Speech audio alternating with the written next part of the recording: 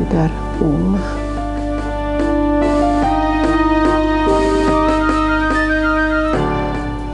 Jatketaan taiteella.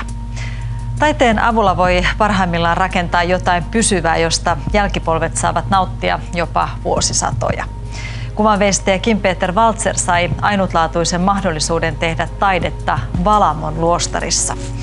Hän suunnitteli mietiskelyhuoneiston, joka tehtiin käsityönä ja kustannuksista välittämättä.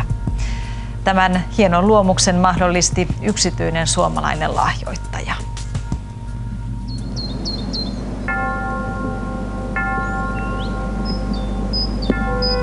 Tämähän on niin kuin kokonaistaideteos. Mä vastaan niin kuin tästä kokonaisuudesta. Tämä on niin kuin tämmöinen sieluinstrumentti.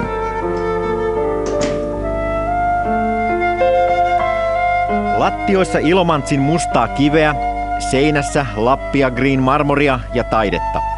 Huonekalut ja katot saarnia sekä tervaleppää. Se, että on kaikki on orgaanista ja tämmöistä niin kuin luojan luomaa on hyvin tärkeää. Että nämä materiaalit on puhtaita. Ja sitten myös se, että ne kestää satoja vuosia. Entisestä voimalarakennuksesta jäivät pystyyn vain seinät, kun joukko vanhan rakentamisen käsityömestareita työsti sen uusiksi luonnon materiaaleilla. Työ vei liki 3 vuotta.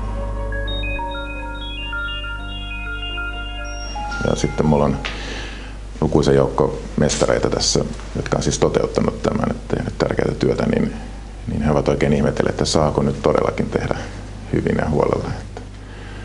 Mutta tämän lahjoittaja antoi myös sellaisen niin kuin mahdollisuuden, että saatte tehdä nyt kerrankin parasta mahdollista. Se on merkittävä yksityinen lahjoittaja, yhden ihmisen lahjoittamus. Waltzer teki sen, mitä Valamon johto pyysi. Etsi rahoittajan ja suunnitteli tämän pienen ihmeen.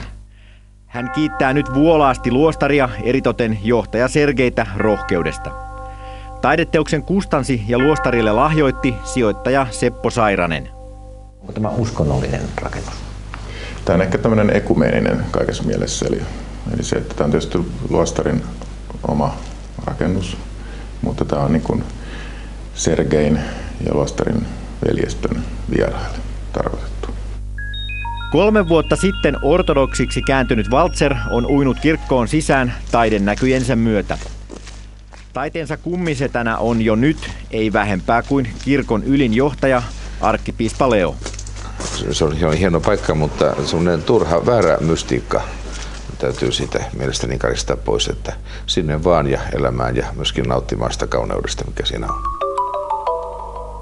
Kun tulen tuolta matkalta tänne näin, niin se, että jätetään aseet, eli nykyään aseet ja kännykät ja kaikki tämmöiset niin kuin rasittavuudet, ne voi jättää kaikki tänne ja sitten ottaa kaavun, joka jukataan aika hyvä tämän japanilainen oleskeluasun niin esimerkiksi. Onko tässä ihan ajatus se, että täällä istutaan ja esimerkiksi kirjoitetaan käsin, joka on hyvin harvinaista nykypäivänä? Mun mielestä se olisi ihan suotavaa, koska tietysti me ei ainakaan rohkaista siihen, että olisi läppärit olisi pöydällä, mutta ei myöskään kielletä.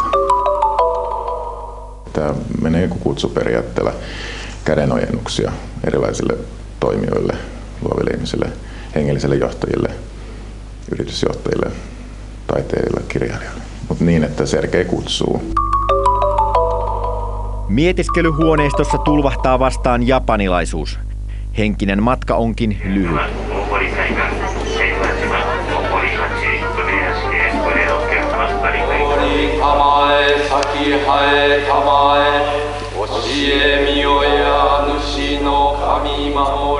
Pyhä Jumala, pyhä väkevä, pyhä kuolematon, armahda meitä. Kyllähän tietysti kaikkien eri tavalla uskovien pitäisi tietenkin pystyä toimimaan yhdessä ja niin kuin sielläkin selvästi toimivat. Japani on suunnaton inspiraation lähde minulle ja haluan edistää Suomen ja Japanin yhteyttä. Minua kosketti se, mitä taiteilija itse kirjoitti, että kultainen taivaanportti on ajateltu voimaelementiksi valituille valonkantaja ja johtajille.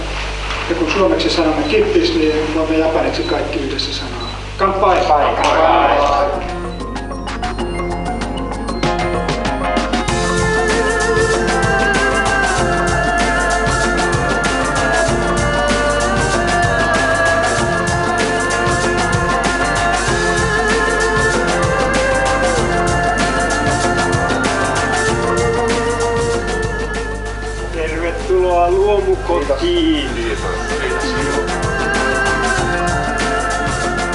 Siunaa heidän asumisensa tässä kodissa ja suojele heidän elämänsä pahan juonista.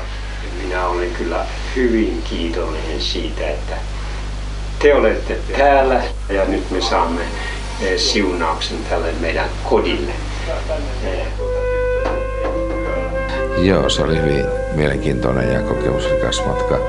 Ja kun puhutaan japanilaisesta arkkitehtuurista, sehän on myöskin luonnonmateriaaleja ja sitten hyvin pelkistynyttä taidetta, niin tässä rakennuksessa on kyllä paljon jotain samaa.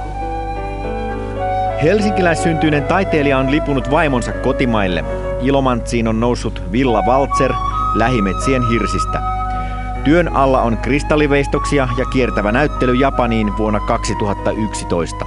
Sä olet löytänyt itsellesi tukijoita, joita kutsutaan myös mesenaateiksi. Joo, se on hieno sana, se mesenaatti. Niin, mutta sehän on hyvin vieras käsite Suomessa. No täällä on paljon muutakin vieraita käsitteitä, mutta se, että se on nimenomaan niin kuin se vanha tapa tehdä asioita. Että toimitaan ystävien kanssa ja ystävyyssuhteessa. Ja se, että mä haluan tietää, että kuka ostaa mun taidetta.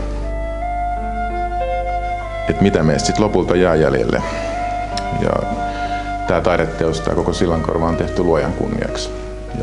Ja se, että Valamo on niin kuin jossain määrin kestävämpi kuin valtiot.